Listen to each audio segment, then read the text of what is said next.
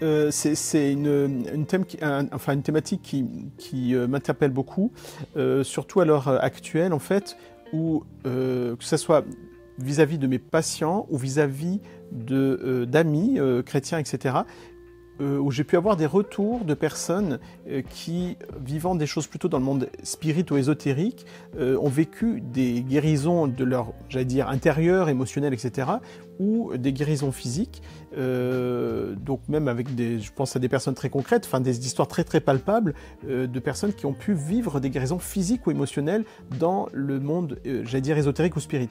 Et ça me fait poser la question de me dire, mais où est-ce que nous, en tant que chrétiens, on se positionne par rapport à ça? Et parfois, on ne sait pas forcément quoi répondre, parce que se dire, mais chez nous, qu'est-ce qui se passe? Est-ce qu'il y a quelque chose à faire avec l'évangile, avec la guérison, etc., quoi. Alors ça va dépendre bien sûr des églises, mais globalement, c'est vrai qu'il y a plutôt, je pense, une réserve, parce que je crois, enfin, on a tous plus ou moins autour de nous peut-être des expériences vraiment positives au niveau de la prière, et de voir que Dieu a agi en fait dans des contextes qui paraissent a priori évident qu'il y a eu quelque chose d'un peu d'extraordinaire qui s'est passé. Il y a également des témoignages de situations où toute une église a pu prier dans une situation difficile et il ne s'est rien passé. Et c'est vrai qu'on se retrouve face à... En fait, on est mis face à nos difficultés. C'est-à-dire que si je prie pour quelqu'un et qu'il se passe quelque chose, eh ben on pourrait se dire c'est formidable, il s'est passé quelque chose, mais ça va poser aussi la question de se dire mais quand j'ai prié pour l'autre, il s'est rien passé. Et du coup, pourquoi oui, pourquoi non? Ça se pose cette question. Et puis de l'autre côté, c'est si je prie et qu'il se passe rien, là aussi on se dit mais où est Dieu dans tout ça? Et donc ça nous met face à la question de se dire mais est-ce que Dieu existe? Est-ce que la puissance de l'évangile est réelle? Et donc il y a cet aspect qui est compliqué. Et on se rend compte que la prière n'est pas du tout un distributeur, quoi, en fait, et loin de là. Donc c'est compliqué.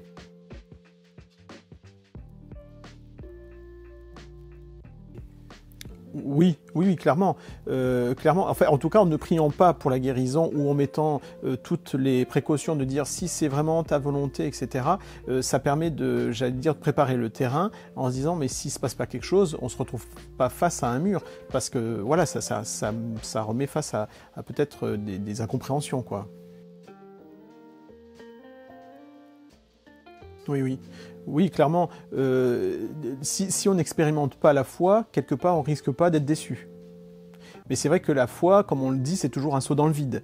Et on se dit, on aimerait bien être rattaché à un élastique lorsque l'on saute, quoi. Et donc, effectivement, de ne pas expérimenter la foi, c'est au moins un moyen de ne pas être déçu, je pense, oui. Alors, je pense à deux textes. Un premier, justement, sur la guérison, où il y a Jésus, quand il parle aux apôtres, il leur dit pas allez et priez pour les malades, il leur dit allez, guérissez les malades, chassez les démons, proclamez, etc. Donc, il est dans quelque chose de très positionné, très actif, et qui s'attend à un résultat. Et donc là, pour moi, il y a vraiment une démarche de foi. Puis en même temps, je pense au texte de Jacques, quand il dit lorsque vous priez et que vous ne recevez pas, c'est que vous demandez mal, en fait, ou c'est comme si le positionnement est mal fait. Donc c'est un texte que je trouve intéressant parce qu'on se rend compte qu'on n'est pas du tout dans une notion d'un distributeur. Et la prière de la foi n'est pas un distributeur. La prière de la foi, c'est un travail de relation avec Dieu, et c'est de pouvoir rentrer dans la volonté de Jésus-Christ pour nos vies, en fait. Et donc à ce moment-là, effectivement, c'est se dire comment ma relation est positionnée dans cette démarche-là, en fait.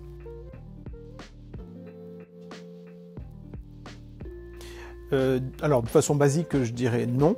Et en même temps, je dirais oui. Pourquoi? Simplement, c'est que... est-ce que je crois que Dieu guérit? Oui, je le crois. Je l'ai expérimenté dans ma vie, j'ai vu des choses, etc.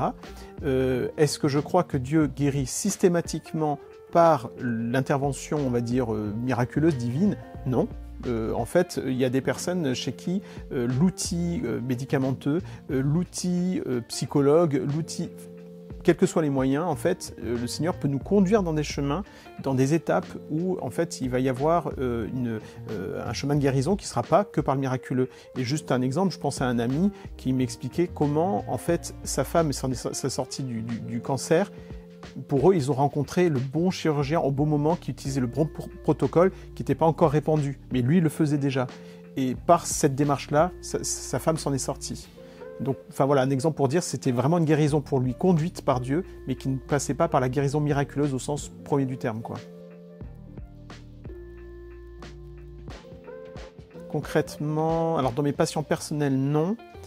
J'ai pu avoir une connaissance, effectivement, qui a arrêté certains de ses traitements dans une démarche spirituelle, en fait, où elle avait une conviction, en fait, que ça y est, que Dieu allait la guérir, etc. Et ça a été un long moment de souffrance. Ça a été un long moment de souffrance avant de retrouver l'équilibre. Donc ça j'ai pu le voir effectivement, comme j'ai pu voir des témoignages de personnes qui, avec une vraie conviction, etc., ont pu voir une guérison dans leur vie et ça les a amenés à arrêter leur traitement. Mais là, pour moi, on est vraiment dans l'individuel, vraiment précaution à ce niveau-là, quoi.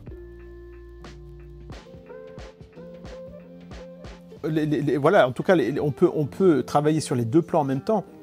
C'est-à-dire que, je veux dire, si vous êtes sous un traitement, une pathologie ou quoi, et qu'à un moment vous priez, qu'il y a une guérison qui vient, que l'état général est amélioré de façon nette et évidente, etc., bon ben très bien, amen, il y a une guérison. Mais sinon, voilà, c'est d'agir avec sagesse. Et en fait, on n'est pas dans le tout ou rien, en fait. Et Dieu peut utiliser différents moyens pour travailler ensemble en vue d'une guérison.